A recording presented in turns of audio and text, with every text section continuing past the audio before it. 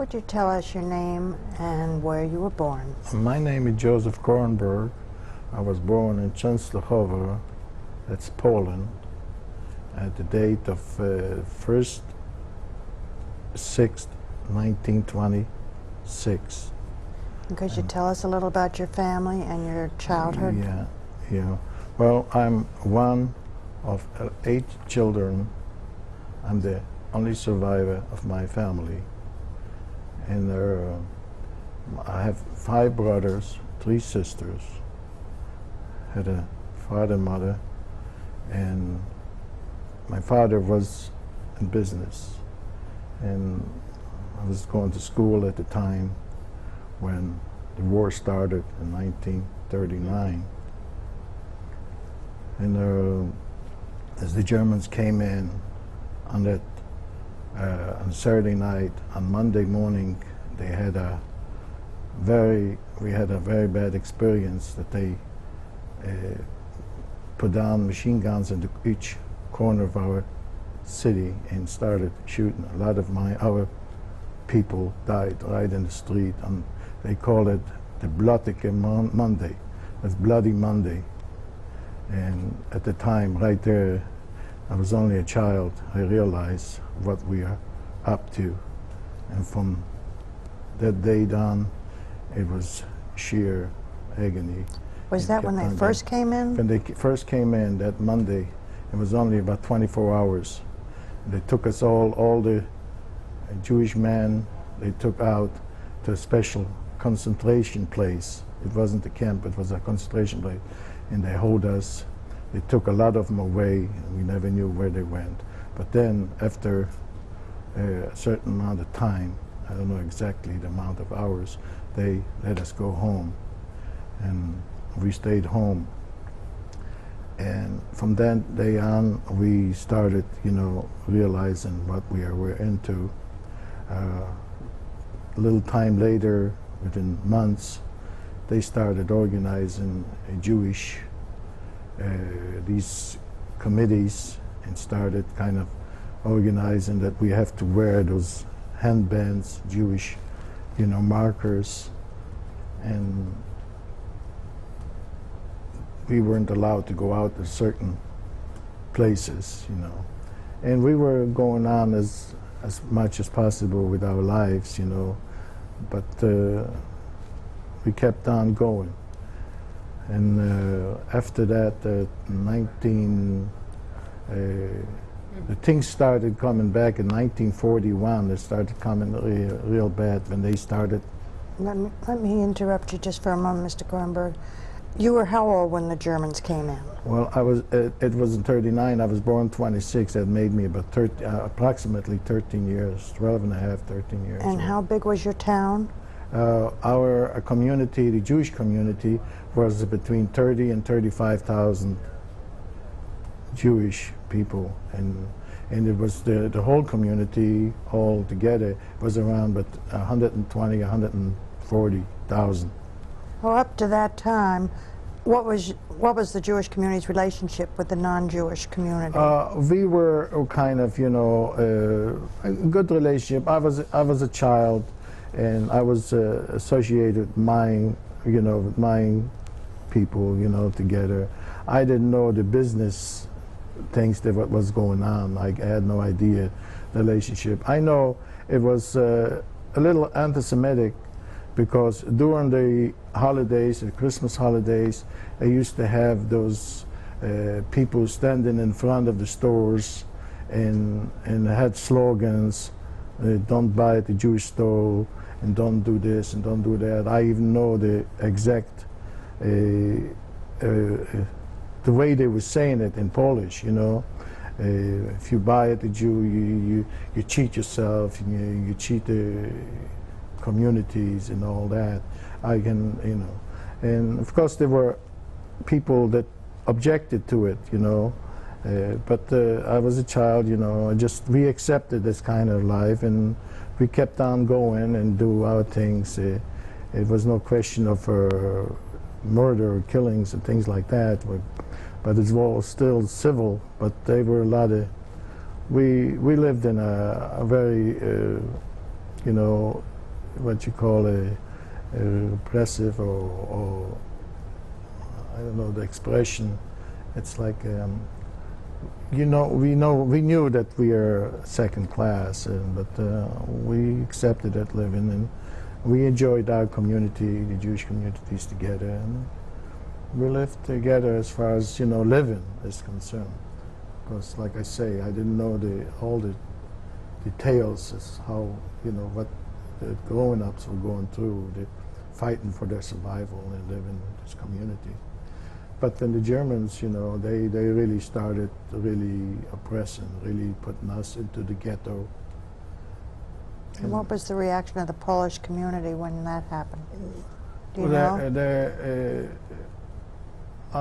I mean, they weren't that much. I don't think they really care one way or the other. They really, the Jewish community was well established. They had some of this, business going and things. And so they were, some of them. I cannot speak for for in general. You always had some people who sacrificed, but in general, they were.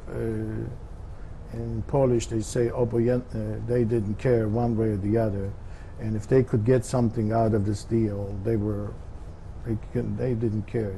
They were after whatever they can get. But it's not in general. What happened to your father's business? Well, they took it right at the time. In '41, what they call that they put I don't know how you say it, the requisitions, they closed it up, they locked it, they sealed it, and they set in the German or Polish kind of overseers. We couldn't go to the business, we couldn't do it, and we couldn't do anything. There was the German or the Polish, they took over, and they let us work with them, and they gave us very minor things to survive. And after that, they just came and they took everything out, and we were wiped out as far as but this wasn't we knew it was bad times. We survived, we kept on. I used to go into the small towns and in the countryside to get some potatoes and kind of bring in some margarine and things like that for the family. I wasn't the youngest, but I was big enough, 13 years. I used to go out of the ghetto, where it says right in front of it that anybody who gets out of it will be executed. I used to go because they thought that I didn't look like a Jewish person, and I was small enough, to run out with the other kids, to go outside, way out there in the countryside, and pick up some sack of potatoes or something like that, and bring it into the ghetto for the family. What about your family? What about your brothers, your older brothers? They were there. My one brother got sick from tuberculosis because he couldn't, from hunger and desperation. The rest of them, they kept on. We worked. They had a system where they took the Jewish people out to work. And as you go out to work, you were getting, I don't know, half a pound of, in American weight, a certain amount of bread and some coupons for the soup. And that's where we kept on going, I remember only time we had enough food, enough bread, was on a Friday night, when we were waiting for it. And on Friday night we didn't have the whole week we were hungry, but on Friday night we waited because we were kind of allowed ourselves for the Sabbath on Friday night to have enough bread. And my mother used to split the bread for everybody, and on Friday night we had enough bread to go around and not to be hungry. And that was her desire to have. We had to wait every day for Friday night, and that would be our biggest thing to get enough.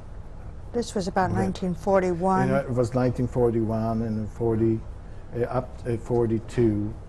And where did you purchase the bread and The the Germans, food? the Germans gave, you know, there was a ration, you know, for all this, for the people. You know, they rationed our bread at the time. And it was German, I mean, Jewish bakeries. And there was still a Jewish system where we got the Jewish rat. They called it a kind of a committee, but they overseen. So all the Jews would go to work. The Germans gave it over to the kind of to the Jews, to the committee, and they looked up for so we could go to work. I used to go to work down there, and when you worked, you got some kind of ration, extra ration for your food. And up to 1942, they were making those water irrigations, and I worked in the winter times. I remember it was terrible, but maybe it was, I don't know, how do you interpret the overseas, the Fahrenheit, but it was very, very cold. It might have been 16 below at the times, you know. And we used to go when younger, I was young and healthy, I guess.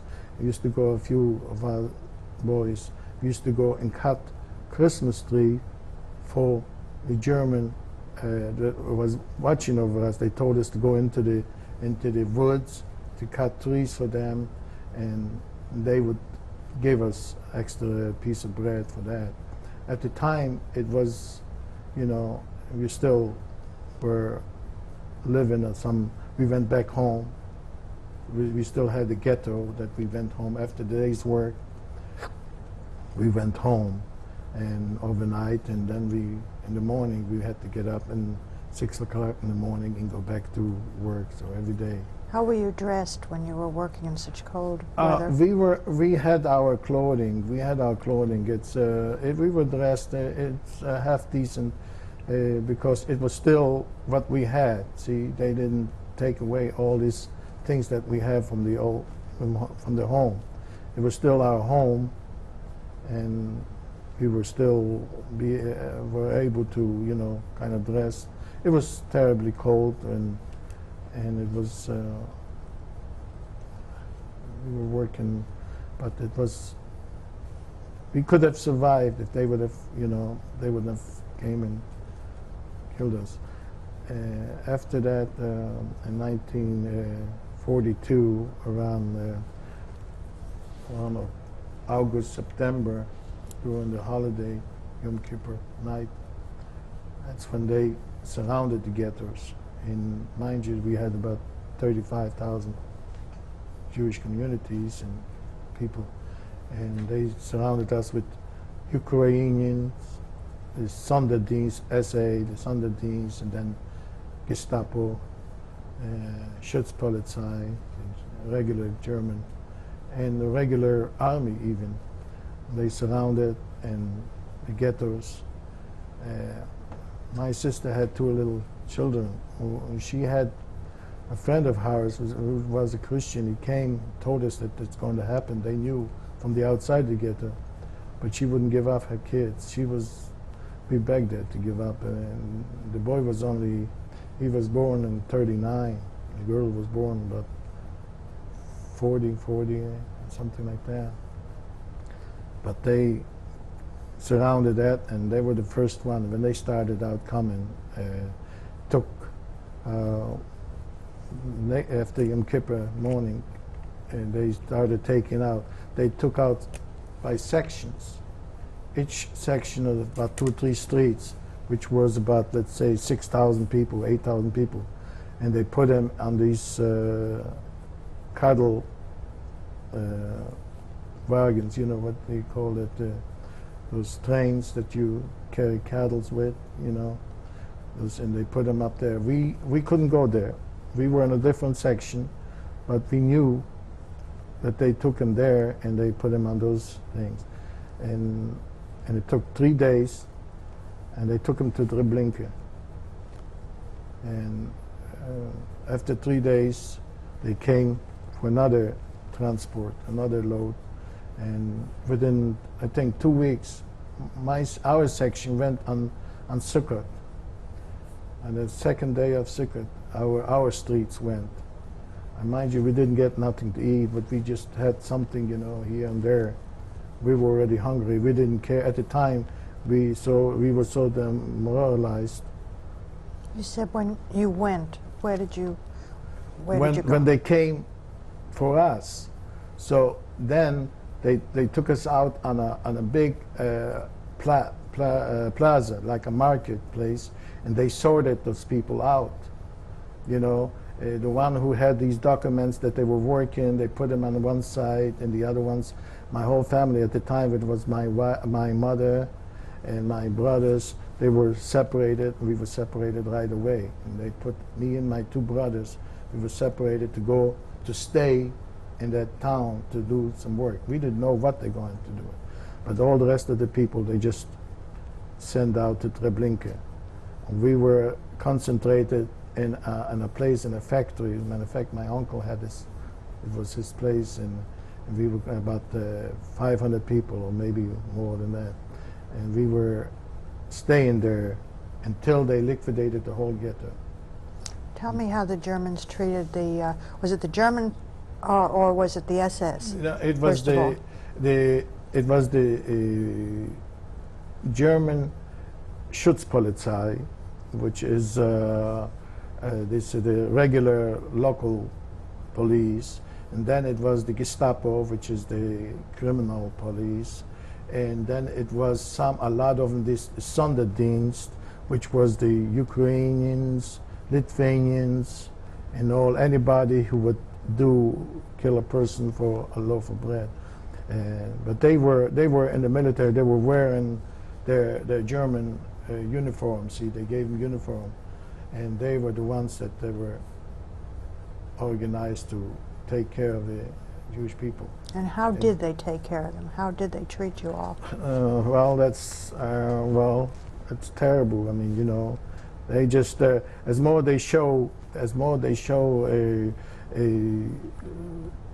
anger and things, the more they were recognized by the Germans. As more as they mistreated, the better they were accepted by the Germans. And it was nothing but it's sheer.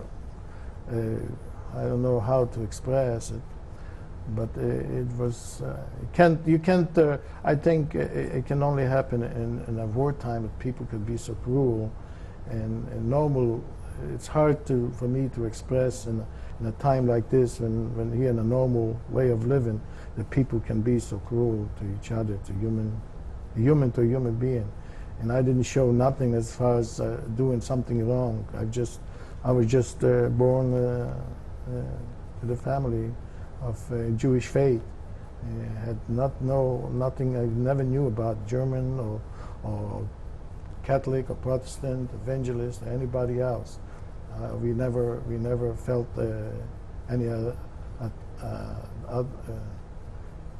any feelings toward anybody else. You know, because I was young. My parents never taught us to, you know, to feel bad about somebody else. So we went and couldn't do nothing. We were all civilians. And we didn't have no experience of defending ourselves. And during that time, they took us into those camps, under this one place, you know. And after they liquidated the ghetto and all those people were going, we had to go and clean up the places. I mean, clean up, bring out all the furniture and all the goods, and put it on these places where the Christian, mostly, you know, Catholic, came in, and the Germans just gave them away. This was when the big ghetto was when they liquidated it. We are talking about the big places when you have that kind of a community. And you just had a small ghetto left. Yeah, and then at the time it was not ghetto yet. It was we were still concentrated in this one. They call it the Golgotha, which is right next to they call it the Black Maria, the Yasna Gora, where is the most holiest shrine of the Catholics, and one of the most holiest shrine of the Catholic faith. And we were right there in that monastery, you know. We were concentrated in that place. you know. It was in Yasna Gora. And from there, after a while, they organized a small ghetto. And from there, we went out there, and they took us to work at these manufacturing. They produced these all kind of war weapons, you know. And we were staying there for quite a while. They organized some kind of what you call these places where you straw and it's like stables, like a horse. They actually used it. The factory had horses there. They took the horses out there, and they put up for us that place that we was laying there. And while during the night, in the morning, we get up and go to work. How were you treated? We were treated. We were going straight. No anything that you did, anything that you have, it was right away. It was punishable by shooting or beating or something like that. So most of us were all young people. Very few were older than 30 years or so, because they picked the most able. And so we follow them, you know, their commands. Were you ever, you or any of the other people who worked there, were you beaten? Did you have to meet a quota? Yeah, what was life like? yeah. We always have to do that. I mean, there were always you have to do that. Of course, some people have something that they saved, that they went out from their home. If they had some piece of gold or something, they had a Nazi, a German or Ukraine, they always could give them something, so they would bring a piece of bread, and we would kind of divide it between ourselves, you know. So I was assigned to a certain command that we had to go, and that would have to take, it's a little emotional, I would have to go out and pick up those people that they didn't come out. When they said to come out, people were sick, people were old. A woman and children that she was hiding, and they caught her, and they shot her, they killed her, and they killed the children. Me and two other friends of mine, we had to go in there, and we took some of these sheets, and we put them in those sheets, and we had to bring them out and bury them, throw them in a you know, grave. We had to do it every day. They always found some people who were hiding. If they caught them, they were killing them right there. And we were doing. I was assigned for that job a little while. There was quite a few of us who was assigned, because there were so many. Because they didn't ask no questions at the time. The ghettos was liquidated. There were nothing. It was just dead. Nothing else. They wouldn't give you no reprieve or anything. So after that, it was all over. I mean, everything was cleared. I cleaned up the ghettos. They brought in the Christian, you know, the people. I don't know. It was mostly Catholic, Protestants, or whoever they were. They started moving into those homes, you know. And I passed by. We passed by there because they took us to work. And I've seen people moving in, you know. We had a home. We had a house. And, yeah. I wanted to ask you if you personally were beaten. Yeah, a few times, and yeah, I don't want to talk about that. Okay. I would rather. I was shot, not directly shot, but they were shooting. I was running to hide, and I didn't even know I was shot. I have a mark on my back of the neck. And when I came down into that bunker, what they call the basement, my brother said, "You're so wet. I don't know what it is." And when we touched it, it was blood coming out. But it was it was what you call a very superficial wound, and I just have a mark about that. Was the end of that. And from there, we stayed in that small ghetto, you know. We stayed in the small ghetto until 1944. Did you see any mass killings during Yeah, that time? at the time, you know, like it was a time that something happened. We didn't know. They just came. They called us all out on the Appell place. You know, they call it Appellplatz, which is you know, the same thing that small empty lot. And they just lined up the people, and they just went through, and they looked at you and just picked out people. At the time, every 10th person, and very close friends of mine, with kids, and they took him out and put him against the wall, and they shot him. They shot him in one shot. They shot 10 at a time, and those people were waiting. And there was about 40 or 50 of them. That they 10 people at the time, they put him against the wall, and they shot him, and then they took again 10 of them. While those people were waiting to see what you know, and we were standing in that on that section. But we felt like we are survivors because they didn't pick us. They didn't pick us to take, you know, to be shot. So we thought, you know, as once they passed you by, you got another reprieve. You're going to live. You're going to survive. And I've seen that. When they liquidated the ghetto, they took all the leaders and anybody who were involved in anything that was accepted as somebody important, like a rabbi, a teacher, anybody that was intelligent enough. They took him on trucks, and there was about 150 of these, and they took him out on a cemetery. I've been debating myself if I should go one of these days to see, because 3 survived. 3 ran away. They took them on the cemetery, and I don't know how they came back, but they killed all those people out. And there was the Ukrainians, and the Lithuanians, and the German, you know, the Schutzpolizei. They took them all there now.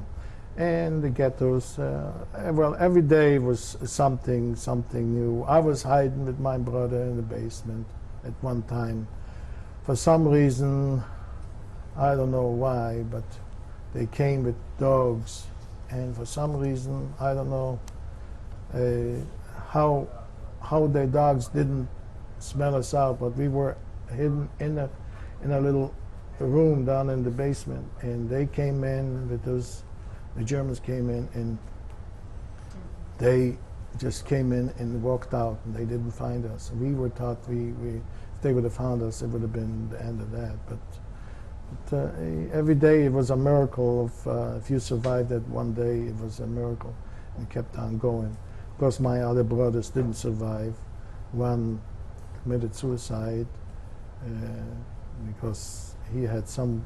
I wasn't there, but some eyewitness said that he was trying to do with the German.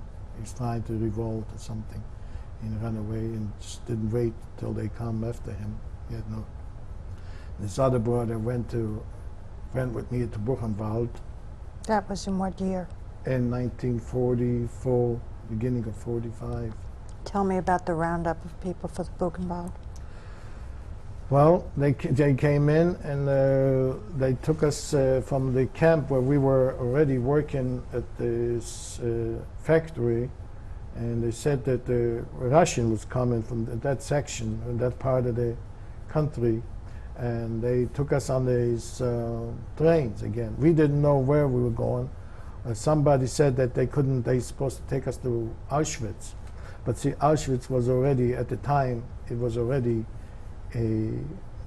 liberated or whatever. They couldn't take us there anymore. So they took us to Buchenwald. In Buchenwald, something happened that that's what they said, that they couldn't liquidate the people there. So they kept us there for a few days. Let me get back to the trip to Buchenwald. Yeah. What time of year was it? How did they transport I think it you? was around the 16th of January, and it was we went to Germany, and it took us about 3 or 4 days for the trip, without food, without like worse than cattle, worse than In cattle cars? In cattle cars, yeah. We couldn't see. We just had a little tiny things, through these openings that we could look out, and we came to a city at the escaped my. I think it's Oppeln or the other town, a big town, and over there we could hear laughter with the Germans. They've seen this people, going there, but we were. It didn't make any difference to us at the time. We were so completely. It didn't make any difference to us what happened because we were so resigned. How many people were in your cattle car, would you say? Oh my God. It must have been 70, 80 at least, and each car was about 70, 80, and we were about altogether about maybe 1,500 to 2,000. See, you couldn't see from one to the other. Once they pushed you in there, you were trapped in a thing there. And we went for 3 days, 3 nights. Could you lie down? Could you lie down at any time? Oh no, we were just laying against each other, kind of pressed against each other. You were standing the whole time? Well, kind of. It didn't make any difference. We slide down on each other or something like that. Of course, we came there was a lot of weak people. Mind you that we were children. We were young and pretty healthy. But the older people, I remember an older man. And we knew him. He was a businessman. He told me, Joe, I don't think I can make it. And by the time we came there, but it was everybody on his own. In a time like this, you just don't think about somebody else, and just very, very tragic. And we came to Buchenwald, and then right there, then you had all these SS. They started hitting and beating and running us through this. As you were getting off the train? As we getting off the things, But it was going so, your mind couldn't work. Your mind couldn't work and think about anything. All you were thinking about, like a wild animal, how to survive, how to run away from that thing, from the stick. And they took us in there. So they had to, what you call the clean us, or what do you call it? The disinfect? Disinfect us, yeah. They had a big, like a wood barrel, tremendous big, about for 10 people. And they ran us naked into this barrel. And it was in January. It was outside. It was terribly cold. And that barrel was nothing but blood in that thing. It was from those people were bleeding. And we jumped in, and we just jumped in just like a wild animal. We jumped in, and they kept on hitting us at SS. And but I'm here, I can tell the story. I wish all those people can be here and tell their story, see? But we only know the ones who survived, they can tell the story. And it's very hard for me to keep on going because every day was sheer. I can't imagine. I can't imagine that I'm here to tell this story. I can't imagine why I'm the one who have to tell. But I don't know. After we were there for a few days, my brother, he was with me. We were there for a few days in Buchenwald. Then they came out. We didn't have no clothes, and they gave us their what they call these Häftling Kleidung, which means special clothes, with stripes, that you don't run away or something. And for some reason, we were staying together, me and my brother. They just came around and they split us. And we were trying to, and they did this to a lot of, there were a few people that were brothers together, you know, and they were trying to stay together, but they wouldn't allow us to, you know, to switch in anything, you know. So he went a different direction, I went a different direction. We went from there to Nordhausen. Let me stay with Buchenwald for just a moment. Yeah. Tell me how the barracks were, or whatever you lived in, and how crowded or not crowded. The barracks were very crowded, you know. You had those, it was what they called it, bridges, you know, like you had 50 people laying on one bed. It wasn't a bed, it was made out of wood and straw, you know, and you were laying, as you see the pictures in the camp, from the camp, you see you look out from the front. That's how it was. And the strong survived. If you were, you know, a little bit healthier, you were laying down there, and you kind of kept your place, so nobody would lay on you overnight or things. You know, you would suffocate. And, you couldn't cover yourself? No, there was no cover. No, there was nothing there, and we just kept warm from each other. I think that's what kept us warm. There was no covers. We were only there for about 4 days. What about sanitary conditions, bathroom, you know, facilities? I think there was a general sanitary place which nobody, you know, didn't care. You know, if you didn't, it was everybody on his own. You know, it was terrible. I'm embarrassed to talk. You know, it's just beyond human imagination that people would do things like that. And you know, if in normal circumstances, you always do things. You know, criticize somebody who's not clean and polite or something like that. What did the guards think when you had to live this way? Did they seem? They just they were just. You didn't find one that he might have been sympathetic to somebody, and he wouldn't show. I remember at one incident that two, and it wasn't. See, over there was other people, other faiths in the concentration camp. There wasn't only the Jewish. There were some of them that they were political, and when we went to a certain place, and they had the big dogs down there, and the dogs had some food in their plate, and there was two guys, I don't know, they must have been desperate. They went out of that line, and they were trying to grab their dog food for them to eat. They were killed right there and then, and we have seen it. They were shot them right there, pulled the gun out and shot those two guys out. I don't even know who they were, if they're, where they came from.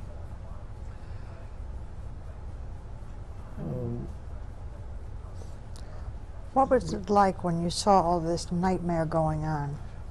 We were numb. All I can say, we were numb. We thought one of these days, how can the world stand still and know what's going on, because they've known what was going on. Treblinka, Buchenwald, Auschwitz, and the thousands, trains and trains coming and going. And how can the world stand still without any decent, decent things for human lives? And how could they stand there? We were hoping, against hope, that someday something will happen, and you keep on going until you die, I guess. You know, it just it wasn't a normal time, and you were already terrorized. You already didn't make any difference. You just, all you want to do is survive another day, and some miracle will happen. And you kept on going. You kept on going. If you weren't dead, you got up and you kept on going. Did you hear of any escapes or any planned escapes that? We had some from Treblinka, but we were so hesitant. We couldn't believe at the time. I know from good kids that we went to school together, and they ran away from Treblinka, a couple kids, and they told us the story, what's going on, what happened. and we thought of them that they are trying to scare us. We couldn't believe that people can do these things, and we wanted to die and die fast and nothing. We just it wasn't. But we didn't want to know about it. We just wanted to. It happened. It happened. The same way you wanted to live. You wanted to live and survive, but then if you have to die, you want it to come without any, pain and any. So I talked to people who survived Treblinka. I don't know where they are. I think that we survived. I don't know where they are now. But we get together, sometimes, and we really start, reminiscing those times, those days, and everybody has a different story to tell, a different tragic story to tell about life, what we went through. But from Buchenwald, you didn't know of any escapes? I don't know, because I didn't come in contact with anything outside the concentration camp. See, it was so isolated, so impossible, and that we wasn't to know anything. We went to Dora, Nordhausen, which was a tunnel where they developed those missiles. This was after Buchenwald. You went to there. Did you go there after Buchenwald? Yeah, we were assigned there to go to work there. And we worked about 3 months, and that was a sheer agony. We worked with the civilian Germans, and they wouldn't believe those things that what happened, and they were afraid themselves. And we worked at those tunnels, and it was very hard. It was all in wintertime. We were going out. We had no clothing. We had all these clothes that they gave us as far as these concentration camp clothing, no coats or anything. And every day, people were eating people. We've seen in the morning that some people, they were from other nations, were Polish, some Polish, political Germans, some even Ukrainians, Russians, at those factories, It was already, they put together all these people together then, and they were actually cutting human flesh and eating it raw. I've seen that. I don't know. I didn't come to it. For some reason, we kind of survived on that portion, but they assigned us. I don't know how much. Maybe 4 ounces or 5 ounces of bread a day, and there was a soup, once a day. You had to go to the kitchen, and you carried your own bucket or whatever. We used to make buckets out of tin cans, and we were very industrious, trying to survive. And from there, as the American armies came closer, they started transferring us to Ravensbrück. Before we get to Ravensbrück, when you were at Dora,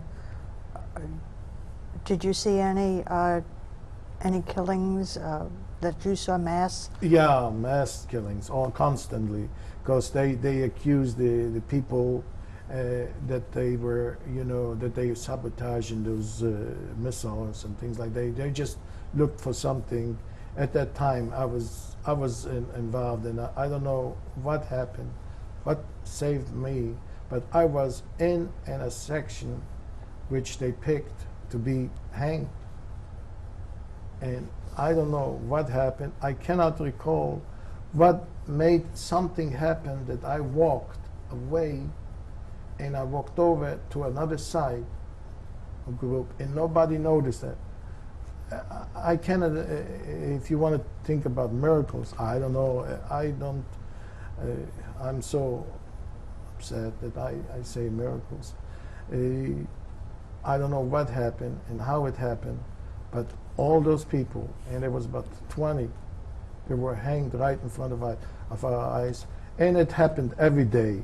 On that, they called it Anschlagplatz, which was a place that they called everybody out and they had to make executions. And every day you had 20, 30, whatever, and they put those. Well, you've seen the pictures, and it's true. You know, they prepared them, and they had those cranes. They put them up, and they pulled that crane up. It was. You see, we were so already hardened by these circumstances. You see it once, you see it twice. You weren't in it, and that's another day and another hour to go. But you mentioned before when you were in the cattle car that you sort of had felt resigned. Did you still have a will to live in spite of all this? Yeah, the will to live was always there. I mean, you know, you always wanted to survive, to see the world. You knew that there is a world out there, and one of these days there's going to be something will come up. We knew that they couldn't go on like that, and we wanted to tell the story. And we thought, you know, when we come out, my goodness, we're going to tell about those the Germans and those Nazis, what they did to a world of people. And for that reason, we wanted to. If I live, I'll be able to tell that story, and the people will be stoned by seeing all these tragedies and all these killings and murders. It just, like I say, only in during the war can something like this happen. I still can't believe that I've been through all this and tell that story and without being walking on the walls. I mean, you know, it just and I can be that calm. It's beyond my comprehension that I lost everybody in my family, and be alive and try to live and try to enjoy life. Well, of course, I'm very much resigned. I'm living for my family, really. My wife doesn't like me to say that, but the holidays is a sheer hardship for me. I never recuperated that feeling that we don't have nobody. We have no families, nobody. Plus, I have a wife and 2 children now. But it's hard. It's very hard for me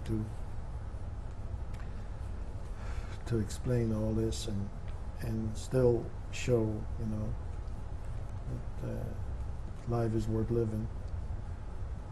From there, I want to continue that from the Ravensbrück, there was no labor there. There was already a concentration camp of liquidation. Nothing, no food, no nothing, just to die. What time of year and when was this? And that was already in April. It was before the end of 1945. And there was already a lot of people there concentrated to die. No food, no nothing. And that's when they really survival started. You know, people were dying and people started eating each other. But the thing was that it didn't take long until the American army came close, and then they had to move.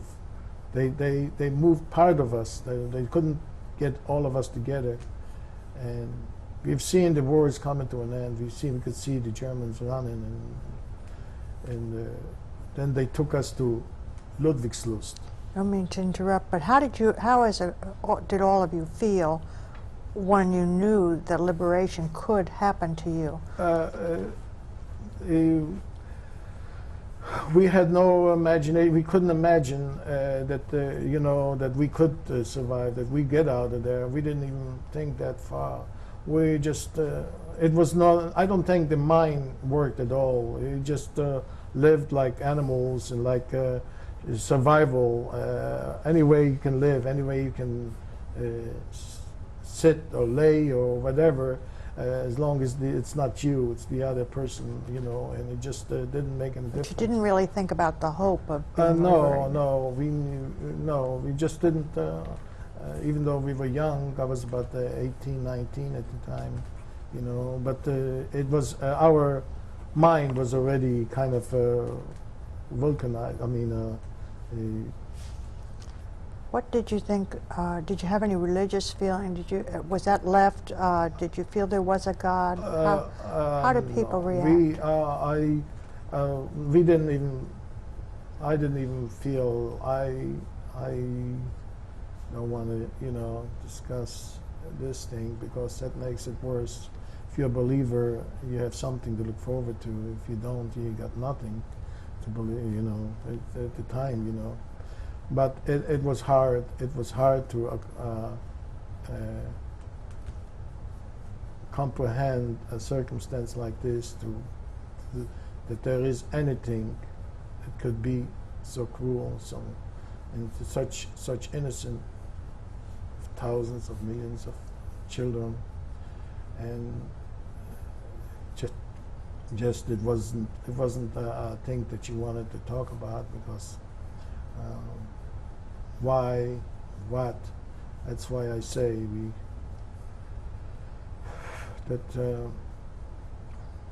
it's hard for me to understand and hard for me to try to find a way to correct those things that our generation, the future generation of our kids and grandchildren wouldn't be subject to this kind of treatment.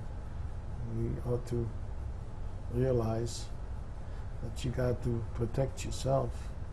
You got to defend yourself.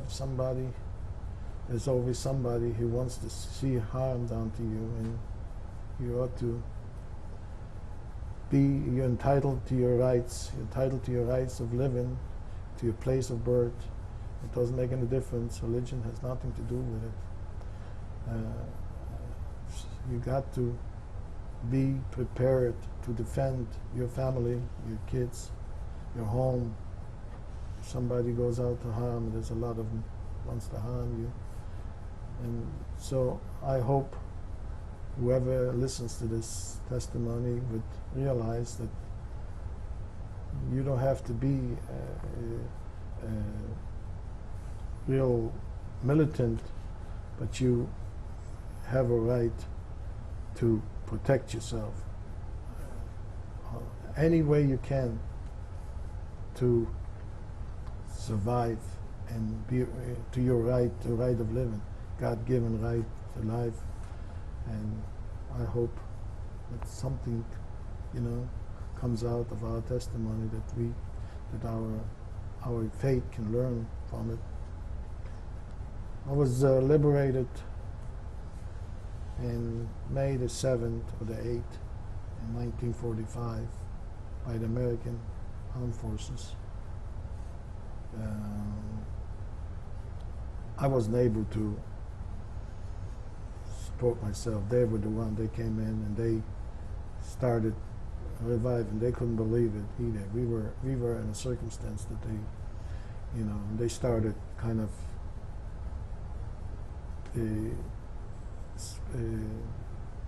tried to help us, you know, kind of started giving us some subsistence, some kind of food and things that they had in their own pockets, you know, their own rations. And as time went by, we started, you know, coming to ourselves. We were young people. We recuperated in no time. Where did the Americans take you? Where did the Americans have you? Where were you located? In Ludwigslust. That was the liberation place. It was a big city, but it was by Hamburg. It was the Americans, though, they're the ones that liberated us. And they started kind of taking us from the camps, and they put us into a little bit more decent quarters, you know, and started kind of whoever was left. But we were all different people at the time already from camp, you know. There was so many dead in camp that they couldn't, some of them died because they started, you know, they started feeding themselves over feeding themselves, and they actually died from. They overate. Right there after the Germans. I mean, you know, they couldn't Even the American soldiers, they couldn't. It was parachuters. They couldn't stop, the people trying to gouge themselves from hunger, But they were so far gone that their systems, and we've seen that. And we were there for a little while. We were there in that camp for a little while until, they took us into these better quarters, and they started to recuperate. We started recuperating. Well, we found out the truth that nobody survived in that family. How did you find that out? Well, I went back. I went back to Poland. I went back to Częstochowa, and to my birth town. And when I came, there were already a few survivors there, that they're my cousins and things. And we knew all along that Treblinka took all our people. We knew that, but the basic fact was we were there for a little while. There was an incident that the Polish people, I hate to say it, but they weren't satisfied. But some of them, like I say, they never did that on a mass production like the Germans did, but there was a pogrom. After a couple months, it was what they call the Kielce pogrom. After we survived, a few people went on a train going home. They were the Polish, some of them, I don't generalize, but they killed quite a few Jewish people after the war. It's a shame. Survivors. And they wanted us out. We knew anti-Semitism didn't weaken. We knew we were not welcome there because they were afraid we might start requesting our properties, our homes, or something like that. I don't know what the reason was, but they didn't. And there were quite a few incidents, quite a few killing of those survivors, single, like me, like some of my friends, that they lived through all this Holocaust, came back to be killed by some of those Poles in Kielce. They started in Częstochowa, but it didn't go too far because the Russians were there and they kind of stopped it. But we knew if we want to go on living, we better find another place to find our peace. When you went back to Częstochowa, did you see your house where you're? Yeah, I went to my home. It was all taken. I mean, there was people living there, Poles. It's our house. It's ours. And we had some properties in another city. My parents, my grandparents, never got back. Never tried to get back. We never tried to get our things back because we wanted to get out. We had to go over the border from Poland into Czechoslovakia. From Czechoslovakia, we were hoping to go to Israel. At the time, You say we, you and who? all those people there were groups, young survivors, the survivors. There were a few that we concentrated in these places, you always try to keep together. And we went to Czechoslovakia. And I think there was already the American Hayas, the Joint Committee, started working for those survivors to get them somehow out from the Russian thing, from the border, from Poland, and try to help us in an indirect way to get us across the borders back to Germany and set up some kind of a DP camps, displaced person camps. And then how it worked, started working, where all those of us started, concentrating, with the shared Plata. How were you getting food? keeping your clothing After the survivors, after the war, well, it was the Joint Committee, the Jewish welfare, the Joint, the Hayas. They were in. I would imagine it would be the American government that they call it the UNRWA, you know, United Nations, some relief organizations, they call that, and until we were in that camp, started working there for, you know. But you went to you went to places that distributed food? Is this how you... Yeah, they had a place where they distributed, but it was already freedom of, you know, you can go to, it was like a kitchen system, but it was all set up in a way that everybody was getting, you know, enough food and enough clothing, and it was medical help, you know. When did you actually reach the United States? We came here in 1950. Okay. We're going to cut.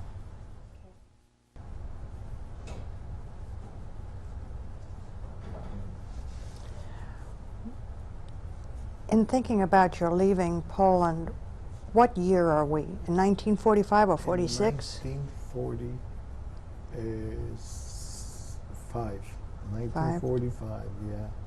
Came there, I stayed, I came to Poland after liberation, which was in June. Went to Poland, went to my city, and I was staying down there for about 2 or 3 months, and I've seen what was happening.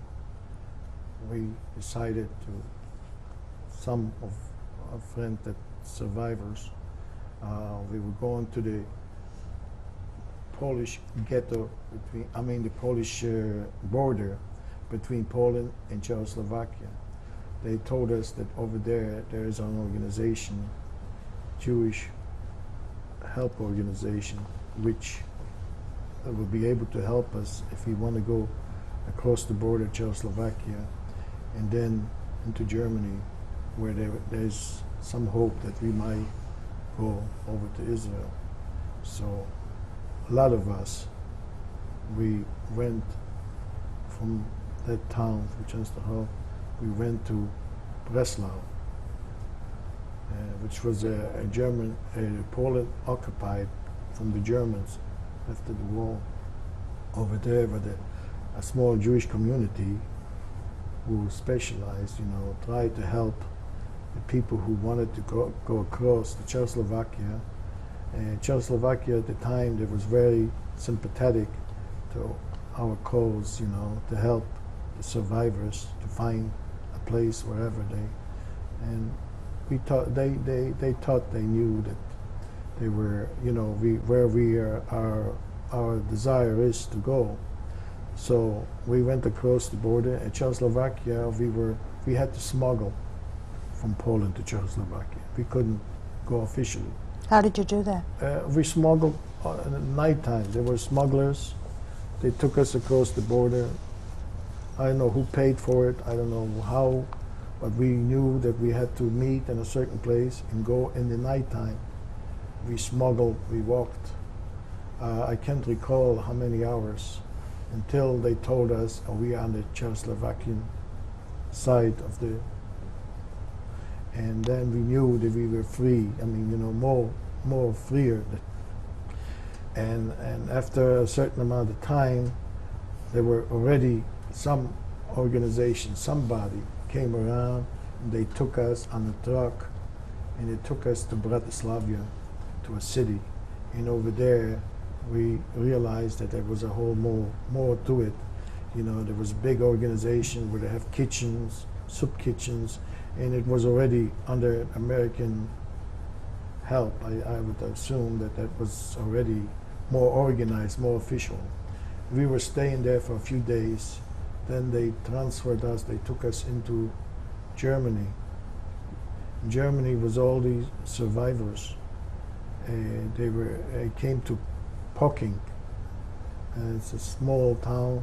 It was again barracks, but it was barracks under the MP, the military, the government, the American government security. You know, we were pretty much safe. We knew we were free.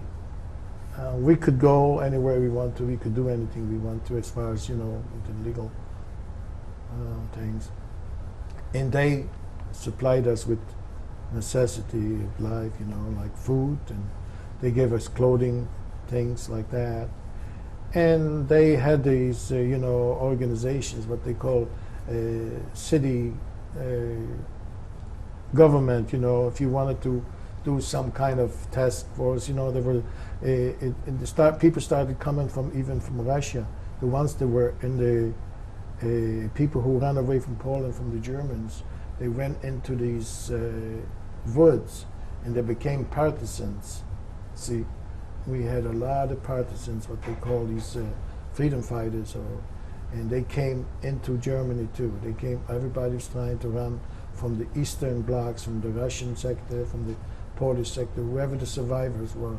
They were trying to concentrate all into Germany, and where the Western was under the occupation of the Americans and English. See, it wasn't the Germans no more.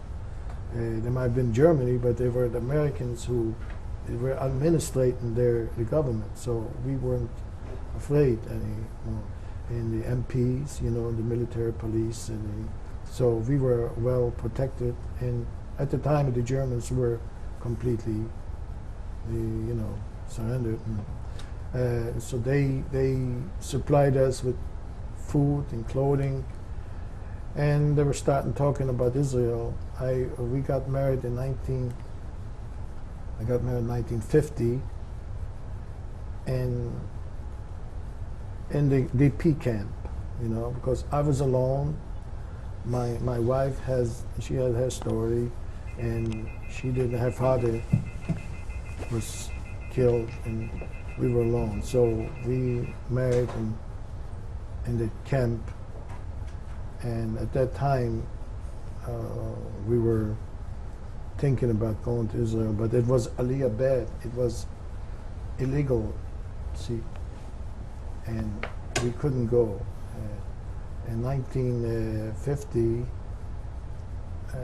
actually it was 49, because our son was born 49. So if we were married in 49, correction. And our son was born. So at the time, they would not accept anybody to go to Israel at the time when it was still in war, you know, it started, you know, between the Arabs and Israel. So they kind of told us we'll have to wait. In the meantime, we had opportunities. The Joint Committee and I guess American law came out that any DP who was in concentration camp for a certain amount of time could apply for come to the United States. So I applied for it, and I was accepted, and What it year? was my happy day. What year did you come then? In May of 1950, I came to Columbus, Ohio. You landed where, though? I landed in New York. What was your impression? Well, very, very impressive, but we were alone. We had the Jewish community, right, accept us as, you know, people who went through a lot. They tried to make it as easy as possible for us to accept. It was, we had a hard time not knowing the language, not be able to speak, and of course everybody was trying to help us. How did you manage the language problem? We learned strictly between us. We went to a little school every other few days. I think television had a lot to do with it, you know. We learned between us. I couldn't speak a word English at the time, but for some reason it took a while. And I got a job working in manufacturing, and I worked a long time there. In Columbus? In Columbus, yeah. Worked and built up my, you know, family. I have a son. My daughter, she was born here in Columbus. My son was born in Germany. My wife was born in Romania, and I was born in Poland. So you got 4 people in different countries.